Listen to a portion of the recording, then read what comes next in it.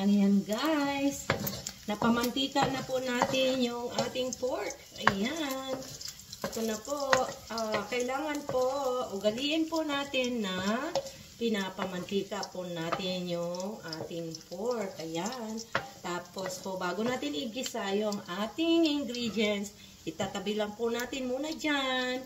Ayan. Good evening po sa inyong lahat. Ayan po. Magigisa na po tayo ng bawang. Ayan. Yan po yung ating bawang. Gisa-gisa na po natin yung bawang. Pero yung ating pork, nakalagay lang po dyan sa tabi. Ganyan lang po yung paggisa. Paglutong bahay lang naman po ito. Yan. Yan po. Kailangan po brown yung ating bawang lagi. Ayan. Tapos ilagay na po natin yung ating sibuyas. Ayan. May kasunod pa po dyan yung ating kamatis. Katapos po natin igisa yan. Mabango na po. Ayan. O, di po ba? Madali lang po magluto nito. Ayan. Lagyan na po natin yung ating kamatis. Yan na po ang ating kamatis.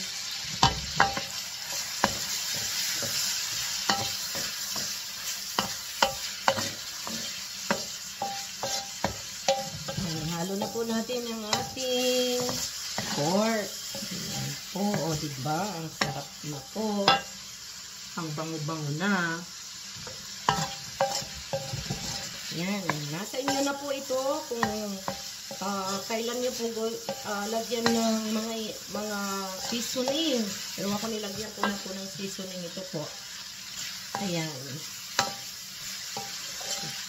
So, ready na po na ilagay natin yung ating ampalaya.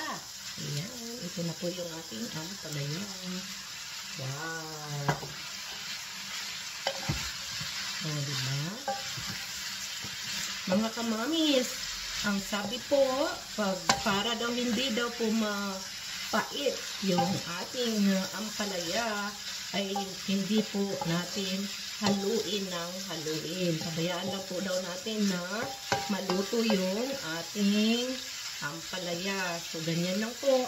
Hintayin na lang po natin maluto bago baliktarin na lang po ulit natin mamaya. So, ang gagawin po natin ngayon, lagyan po natin ng konting seasoning. Ayan. Konting seasoning. Tapos, lagyan po natin ng konting patis. Ayan, patis po ang ilalagay natin dyan para masarap. Ayan, konting patis lang po.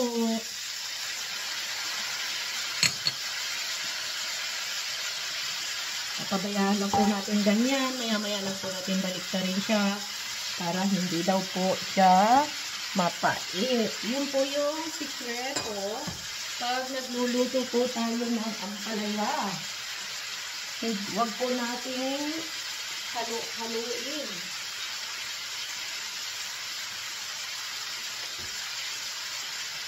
Kailangan ganyan lang po. Lutuin natin kunti. Tapos saka na lang natin haluin maya-maya. Ayan, lagyan po natin ng kunting sabaw, kaya tubig, para po panluto doon sa ating ampalaya. Yan po. Ganito lang po yung pagluto natin ng ampalaya con carne. Ayan. Yung iba po nilalagyan po nila ng itlog. Pero ngayon po, hindi po lalagyan ng itlog.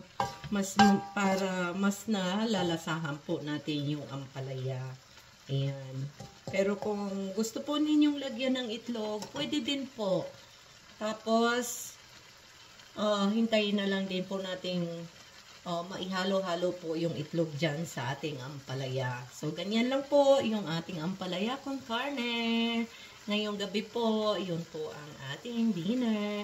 Thank you po for watching. Hintayin na lang po natin maluto yung ampalaya Huwag po natin laging halo-haluin para daw po hindi mapait yung ating ampalaya.